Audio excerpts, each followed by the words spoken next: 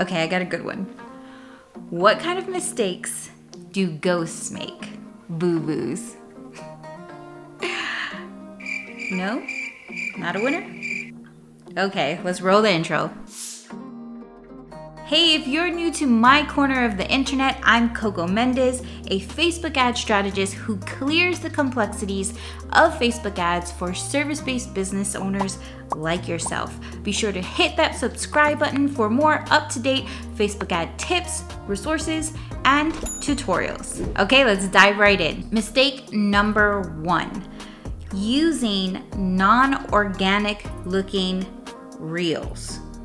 This is a huge mistake. I absolutely would not recommend putting an image or carousel type of creative in a reel ad campaign. If you're wanting more conversions, the organic looking reel is the way to go. Mistake number 2, only using one reel.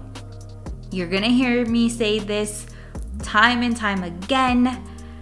Eventually you'll get your winner, but before you get there, you have to test. So be sure to use at least 3 to 5 different reels so that your audience can tell you what they like. Which leads me to mistake number 3, using only one target audience.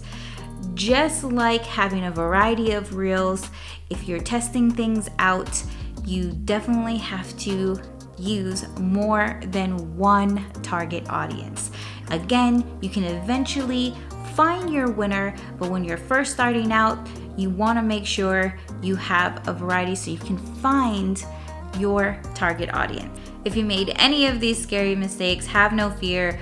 Go ahead and refer back to my step-by-step tutorial on how to create a reel ad. Appreciate you for being here. I'll see you on my next video coming your way on how to use reel ads to increase your brand awareness.